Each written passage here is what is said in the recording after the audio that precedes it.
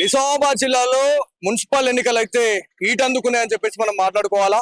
So public pulse అనేది ఏ రకంగా ఉంది అనే దాని గురించి తేజస్వి మీడియా నిజామాబాద్ కి రావడం జరిగింది. అన్న ఎట్లా ఉందన్న పరిస్థితి? మున్సిపల్ ఎన్నికలు అయితే చాలా వేడెక్కినాయని చెప్పి మాట్లాడుతా ఉన్నారు.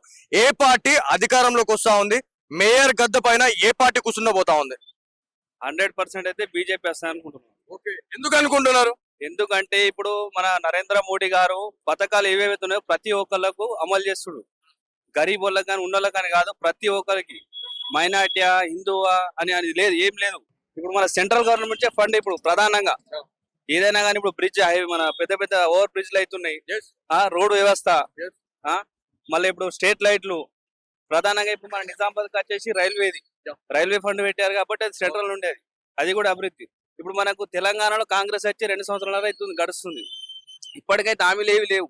6 గ్యారెంటీలు చెప్పారు, ఒక్క గ్యారెంటీ కూడా అమలు లేదు. ఇప్పుడు ప్రధానంగా ఒకటి ఏంటంటే ఆటో వాళ్ళ గురించి ఏంటంటే ప్రధానంగా మా ఆటో వాళ్ళకి 12,000 ఇస్తా అని చెప్పారు 1 ఇయర్కి ఒకసారి. ఆ 1 ఇయర్కి ఒకసారి కాదు, ఇప్పటికి 2 సంవత్సరాలు అయితే ఇప్పటికి వేసింది లేదు, రూపాయి కూడా రాలేదు మాకు. ఆటో వాళ్ళ కూడా బతుకులు ఇప్పుడు ఏంటంటే ఫ్రీ బస్ చేసి కూడా బాగా ఆగం అయిపోయింది ఆటో వాళ్ళది కూడా. అప్పుడు ఎట్లుంటుండే? ఇంతకు ముందు ఈ ఫ్రీ బస్ చేయకన్నా ముందు ఎట్లా ఉంటుండే దందా? ఇప్పుడు చేసిన తర్వాత మీ దందా ఎట్లా ఉంటుంది? డైలీ ఎంత సంపాదిస్తున్నారు అన్న? కూలి ఎంత పడుతుంది? ఇప్పుడు ఫ్రీ బస్ చేయకన్నా ముందంటే మేము ఒక 600-700 ఏమో చేస్తుంటే మచ్చు. ఇప్పుడు ఫ్రీ బస్ చేసే కదా డైలీ ఒక 200-300 అయితే బాగా సరిపోతుంది, అంతే, ఎక్కువ కావట్లేదు. అది ఇబ్బంది. ఆ 200-300 తోటి ఫైనాన్స్ ఏం కడతాడు ప్రతి ఒక్క ఆటో యువకుడు కానీ ఏదైనా కానీ. ఇప్పుడు ఒక ఆటో ఫైనాన్స్ లో తీసుకుంటే నెలకు కట్టాలంటే 8,000 రూపాయలు ఉన్నది. ఇప్పుడు డైలీ 300 నుంచి 400 కమాయించిన 1,200 రూపాయలు అవుతుంది నెలకు. 8,000 రూపాయలు నీకు ఫైనాన్స్ కట్టినాం కదా, 4,000 రూపాయలు ఆటో అయినా ఎలా బతుకుతాడు?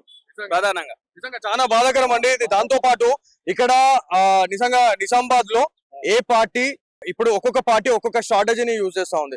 ఇలా బీజేపీ చూస్తే మన ఇందూరు మన మేయర్ అనే ఒక స్ట్రాటజీతో వాళ్ళు పోతా ఉన్నారు. సో అదొక నినాదంగా చెప్పుకోవాలా. దాంతో పాటు బీఆర్ఎస్ కాంగ్రెస్ వీళ్ళ పరిస్థితి ఏ రకంగా ఉంటది అంటారు ఈ పార్టీ వాళ్ళది? ఇప్పుడు బీఆర్ఎస్ అయితే 10 సంవత్సరాలు పాలన చేసిర్రు, నీళ్లు అప్పులు చేసి పెట్టేసిర్రు ఆల్రెడీ. కాంగ్రెస్ అంటే కాంగ్రెస్ వచ్చింది, ఇప్పుడు కాంగ్రెస్ కూడా అప్పులు చేస్తుంది ప్రధానంగా. 2 సంవత్సరాలన్నర అయిపోతుంది, అభివృద్ధి అయితే ఏం లేదు మనకు. అభివృద్ధిని అయితే నీళ్లు కనబడుతుంది. ఇప్పుడు 2 సంవత్సరాల నిజామాబాద్ లో ఏం అభివృద్ధి అని అసలు? సెంట్రల్ ఫండ్ ఏదైనా కానీ సెంట్రల్ ఫండ్ నుంచి వస్తుంది, అభివృద్ధి అవుతుంది. స్టేట్ ఫండ్ అయితే ఏది ఇప్పటి వరకు అయితే ఏది లేదు ఇప్పుడు నిజామాబాద్. ప్రస్తుతానికి అయితే ఇప్పుడు మన మున్సిపల్ ఎన్నికలో 100% మన ఎంపీ అరవింద్ అన్న గారి నాయకత్వంలో మేయర్ పీఠం మనమే ఎక్కుతున్నామని చెప్తున్నాం, మేము అంటున్నాం. आप निजामाबाद में फिरता रहता ना, कौन सा पार्टी अधिकार में आता? टीआरएस आता. आप क्या बोलते? केसीआर अन्ना ही चाहना था. केसीआर अन्ना हाँ ఏది ఏ పార్టీ వస్తుంది అనుకుంటున్నారు నిజామాబాద్ లో? हिंदी में बोलो तेलुगु नहीं. निजामाबाद में कौन सा पार्टी म्युनिसिपालिटी में विन होता? केसीआर अन्ना चाहते. हाँ केसीआर अन्ना निजामाबाद को डेवलप करे सो है. अच्छा तेलंगाना को डेवलप करे तो केसीआर अन्ना चाहते. సో ఒక్కొక్కరి అభిప్రాయం ఒక్కొక్క రకంగా ఉంది. చాలా మంది మనం మాట్లాడుతున్న మనుషుల్లో చాలా మంది ఏం చెప్తా ఉన్నారు అంటే బీజేపీ అనేది విన్ అవుతుంది అని చెప్పి చెప్తా ఉన్నారు. అంకుల్ ఎక్కడి నుంచి వచ్చారు? ఏం పేరు మీ పేరు? ఏం పేరు అంకుల్? ఉమేష్. సో ఎట్లా ఉంది పరిస్థితి నిజామాబాద్ లో ఎన్నికలది? ఏ పార్టీ అధికారంలోకి వస్తుంది అనుకుంటున్నారు? బీజేపీ అంటున్నారు. అంటున్నారు కానీ కాంగ్రెస్ ఏది వస్తుంది అంటారు? కాంగ్రెస్ అంటున్నారు. ఓకే, బీజేపీ కాంగ్రెస్ వీళ్ళిద్దరికే పడుతుంది అంటారా పోరు? అంతేనా?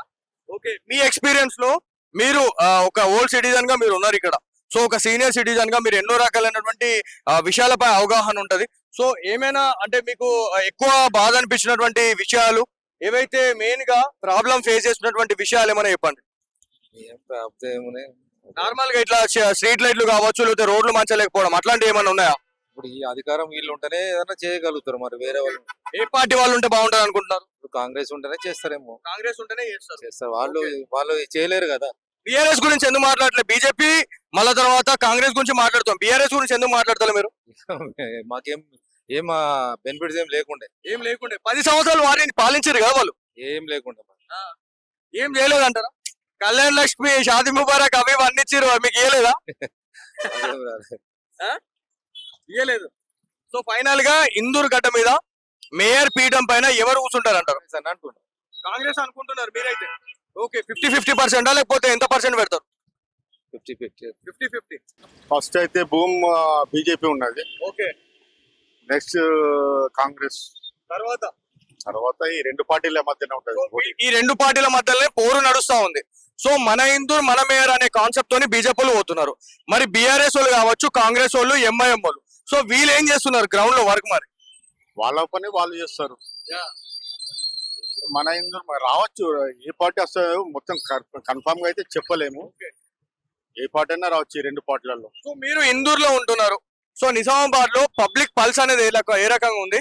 సో మెయిన్ గా అధికారంలోకి ఏది వస్తుందని మీరు అనుకుంటున్నారు? చెప్పలేమండి, అది ఓటింగ్ రావచ్చు ఏర్పడుతుంది. ఇవాళ మన తొందర అప్రాక్సిమేట్లీ ఏది వస్తుందని అనుకుంటున్నారు? బీజేపీ రావచ్చు అనుకుంటున్నాం. బీజేపీ రావాలనుకుంటున్నారు అన్న. మీరు మెయిన్ గా సిటీలో చూసుకుంటే ఏ ప్రాబ్లమ్స్ ఫేస్ చేస్తా ఉన్నారు? ఎక్కువ కనిపించే ప్రాబ్లమ్స్ ఏమైనా? రోడ్లు క్లీన్, నాలాలు క్లీన్ సరిగా చేయట్లేదు, చెత్త బండ్లు రావట్లేదు ఒక్కొక్క గల్లీలలో. ఏమంటే బండ్లు ఖరాబ్ అయినాయి అంటారు. అవన్నీ ఫేస్ చేయాల్సి వస్తుంది పబ్లిక్. అన్న ఇక్కడ చాలా వీడియోలలో కూడా మనం చూస్తా ఉన్నాం, మున్సిపల్ ఎలక్షన్స్ రాగానే ఇది ఒక దందా వేసి పడేసారు. సో ఎవరికి డబ్బులు ఉంటే వాళ్ళు టికెట్ కొంటా ఉన్నారు. ఎవరైతే పని చేసిన వాళ్ళు ఉన్నారో వాళ్ళకి బీఫామ్ ఇవ్వట్లేదు. సో ఇట్లాంటి విషయాలు కూడా మీరు విను ఉంటారు. సో వాళ్ళకి ఏం చెప్తారు అన్న? ఇట్లాంటి అంటే పని చేసిన వాళ్ళకి బీఫామ్లు ఇవ్వలేరు. చాలా దగ్గర కూడా కాంగ్రెసే కావచ్చు, బీఆర్ఎస్ కావచ్చు, బీజేపీనే కావచ్చు. సో అన్ని పార్టీల గురించి మనం మాట్లాడుకుంటే ప్రతి ఒక్కరు బాధపడతా ఉన్నారు, జెండా మోసిన వాళ్ళందరూ. సో ఇదంతా దందా చేసిరు అని అనుకుంటారా? ఏమో అది వాళ్ళ పార్టీల పర్పస్ గా ఎవరు వస్తారో విన్ అవుతారో వాళ్ళ ఇష్టాన్ని బట్టి ఇస్తారు. మనం చెప్పలేం దాన్ని. సో నిజామాబాద్ లో ఫైనల్ గా ఇందూర్ అనే నామకరణం చేద్దామని చెప్పేసి బీజేపీ నాయకులు, ఎవరైతే బీజేపీ కార్యకర్తలు, దాంతో పాటు ప్రజాప్రతినిధులు ఎవరున్నా కూడా వాళ్ళు ఇలా ఒక సంకల్పం పెట్టుకున్నారు, మన ఇందూర్ మన మేయర్ అని చెప్పి పెడతా ఉన్నారు. సో ఈ ఫార్ములా అనేది కరెక్టేనంటారా?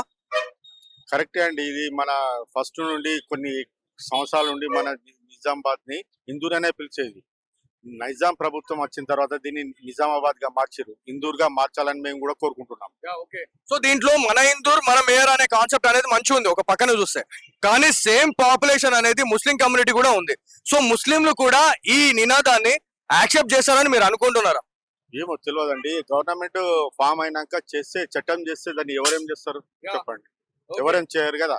సో మేయర్ అయిన తర్వాత ఖచ్చితంగా వాళ్ళ పని వాళ్ళు చేసుకుంటా పోతారంటారా? అవును కావచ్చు.